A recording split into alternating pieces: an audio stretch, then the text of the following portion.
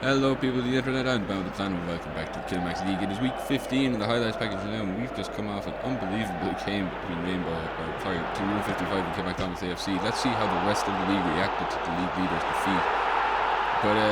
So first of all we have two relegation candidates. Rainbow Hall FC, who played Kilmac last week, got off to a great start with Leah Hash scoring that goal. Plenty of rebounds taken. Then Dunhill getting caught lackadaisical in defence, and really it's very poor defending all around. You have to say from Dunhill. Leah Hash getting her second goal, and at that stage it was very clear who's going to win the game. There's really not much more I can say. Dunhill, now in fairness, did mount something of a comeback, and Bobby Charlton has been a great player for him. Even though he looks something like Bobby Charlton, but he's been doing good. But aside from that, there's not really much Dunhill can say for themselves. They have lost to the better team, and it's a huge win for the home side. Actually, relegation battle is heating up. The table is starting to take shape. We know who's going to be at the bottom, and we know who's going to be at the top. So yeah, this is really the stage where the league is splitting up into two categories. But anyway. Now we have Tesco Ballybeg Wanderers and Byron Kilmeaden at the opposite end of the table. Two teams going at it for a chance at catching up on Kilmac. And Tom Bango Shengo Cronk Chapman thought he was in there, and it really looked messy there. But with that chance, you have to wonder, could Kilmeaden have gone 1-0 up? They were really giving it their all. In fairness to them, they were not lying down. And as you can see, they really didn't take too kindly to the home side. They let them know that there was a game going on, and Mao it's brilliant. I love some of these animations. But anyway, Tesco then with the advantage scored first. Tesco Ballybeg himself scoring in the 47th minute, 45th minute injury time. Yeah, just on the stroke of half time, I'd say. And it was going to be tough. Always going to be tough for Kilmeaden to come back from that. Swinging the ball in again, trying to get someone on it, and that is an own goal. Very unlucky there from Phil Swift, but it does go over the line. I won't show the replay, but it does cross the line. Definitely, there's no controversy here. It definitely did. But anyway, yeah. Then Byron Kilmeaden with Oded Parker, I believe, with one of the fanciest little flicks, and just it completely blindsides everyone. I think we're going to have to put this down for goal of the season as well. It's just an amazing finish. It just really, oh god, we're going to have to, you really have to see it on the replay just to understand how fucking, Jesus, he fucking murdered the entire team there, as you can see. And yeah, there you go. I love it so much. Odell Parker, what people doing that. But anyway, yeah, the team trying to get forward, trying to equalise in the last minute, and everyone's going for it, and you'd think that's the chance there, and to see it saves it again, and it's gone out for a corner, so the ball is not away yet. We had a crazy finish once already this week. Are we in for another one? We certainly are. We're having one already, and it's just a matter of which way it goes. So Dogman Yamim heads it in, and that is it. A disappointing header from Cronk Chapman ends it, so Tesco Ballybeg pick up the vital 3 points on their way to a potential title, and Byron Kilmeaden can only look at what could have been. Now we look at AS Flav as another team looking to capitalise on the points dropped by Kilmac. And Domino's Pizza Zimbabwe have drawn nearly every game they played in this season, so there's definitely a recipe for an upset. And there is Pengley getting another goal to add to his impressive tally there. The away side doing exceptionally well there with that confusing of the defence of AS Flav. Keenan Mulhern, though, determined not to let anything get in the way of Flahaven's title push. Charge or push, I couldn't decide. Anyway, Teresa Keane scored that goal with 10 minutes left. So trying to get forward on the last play of the game, Teresa Keane was in behind the defence. She had to score, and she did. 2-1 to Flahavens. It's a huge win for them. So not a great week for Kilmac. Their rivals are catching up on them everywhere. It's just a matter of time before they are eventually caught out. And then swung in, and you think, okay, it's going to be a win, but it's not. And yeah, that's it. Amazingly, it's another draw. So this is like the 10th draw, I believe, Flahavens, Domino's Pizza Zimbabwe have had. I don't understand it myself. I thought Flavins were going to win at that stage, but clearly I just switched off, and that didn't happen. So yes, 2-2 the score. Disappointing, but it is somewhat pretty for Kilmac. However, they have lost points. Anyway, we went from one hammering last week to another one. Last week, CF Dungarvan beat St. Declan's Athletic 8-0, and this week, Central United were trying to reinstate their record. They have, of course, already hammered. Who is it? Fuck, I'm trying to think. Yeah, John Walters FC. Why do we always blank on that name? I don't know. But anyway, yeah, they were busy trying to reinstate their record. Just on its own. So yeah, 2-0 already. It's not looking good for Sunflower Shop. And Mr. Tato gets forward. He scores a third goal.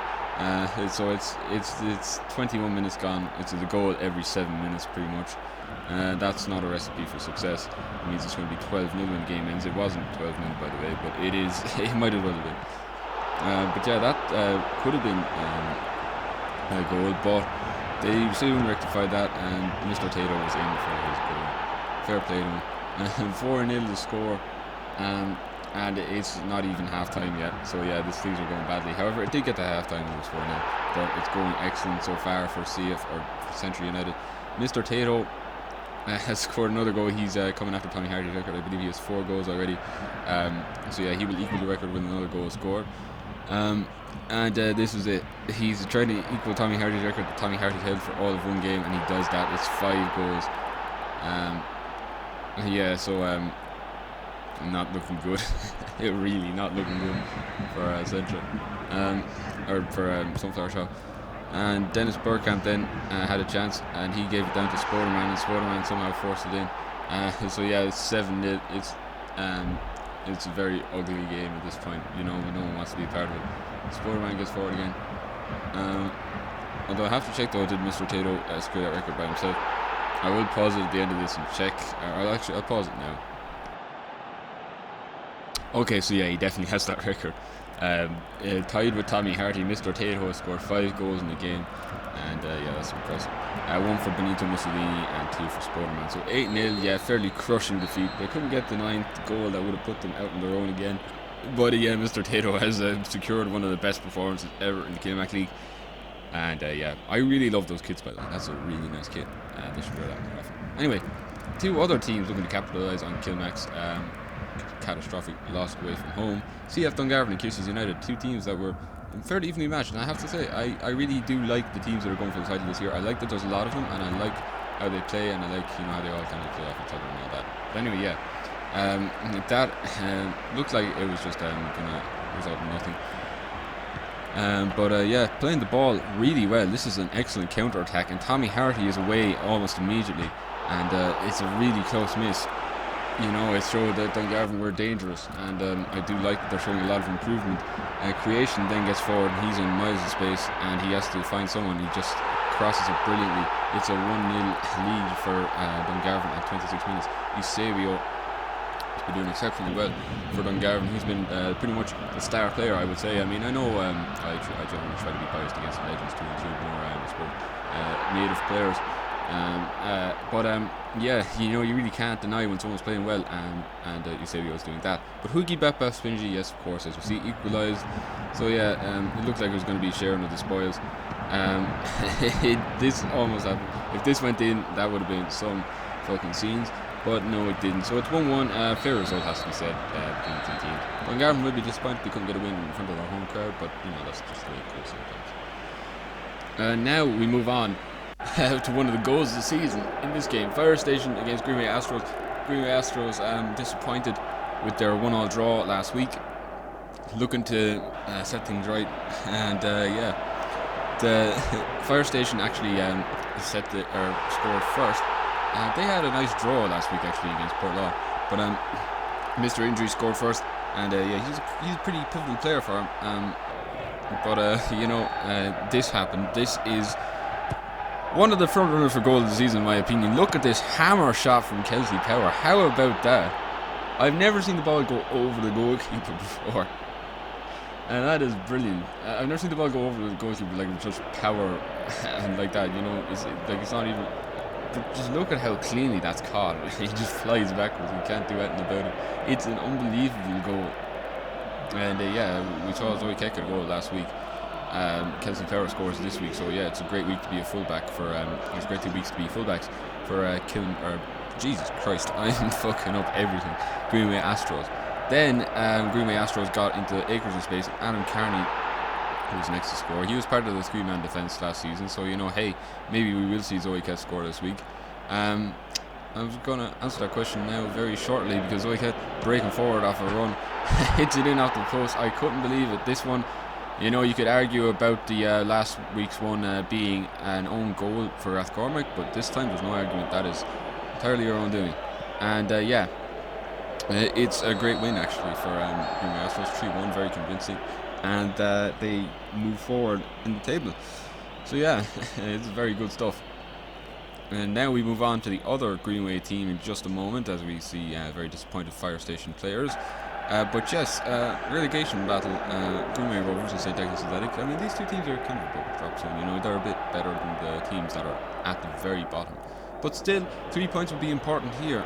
And St. Agnes Athletic were the team that struck first. It's Farron Lee getting inside the box and shooting, and it's a very good shot to get it under Lawrence Figueroa to make it 1-0. But yeah, it's not a great sight if you're a Greenway Rovers fan. The ball then played in, Mr. Sheehan lays it back brilliantly, and it almost worked out for them.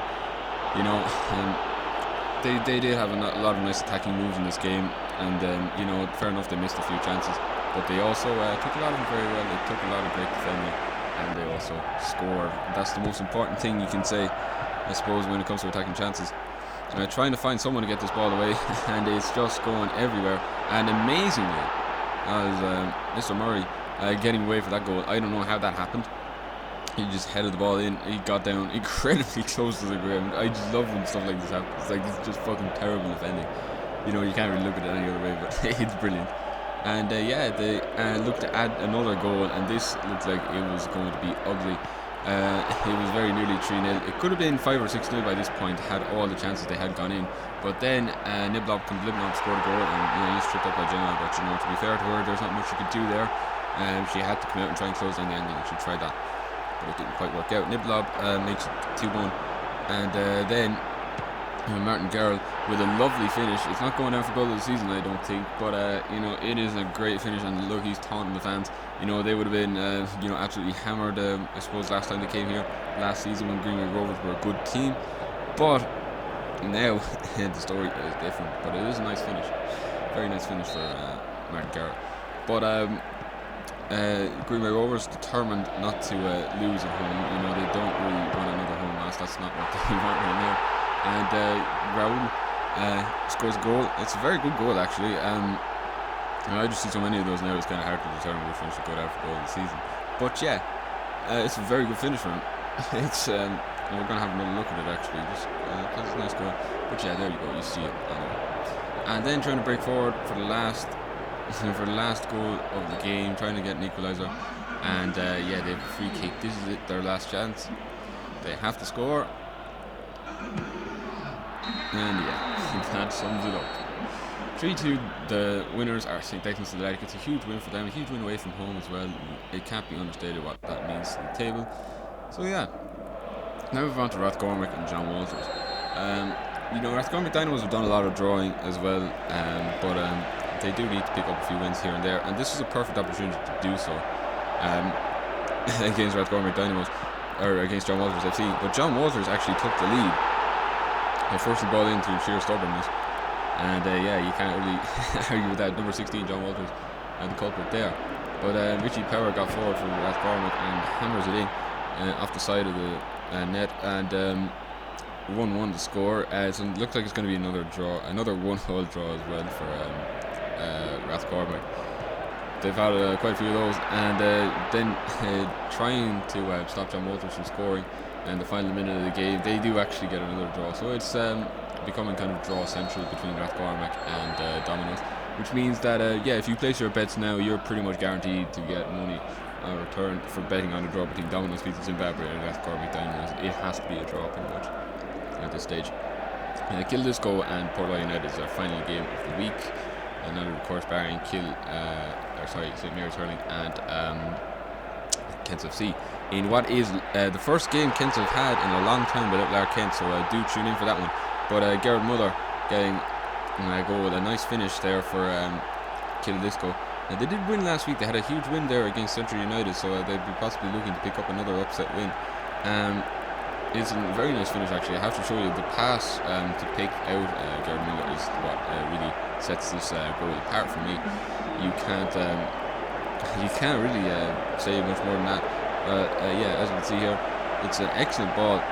It just sees him perfectly, and it's kind of it's a half volley, half chip. I really wouldn't know how to describe it, but yeah, and getting forward again, Chair, trying to put the ball into the box, and he does actually, and it's a 2-0 lead for Kildisco and Garrett Muller. It's only 22 minutes in.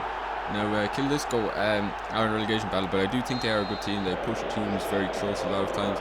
It's just that clinical, I suppose, that clinical edge that they lack. But yeah, very good save.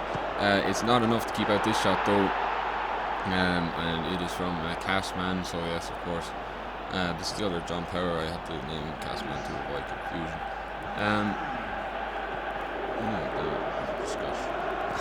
And yeah, okay, so Chair has it there, and they are just pretty much wasting time at this point. So yeah, it's a huge win, and see you next time.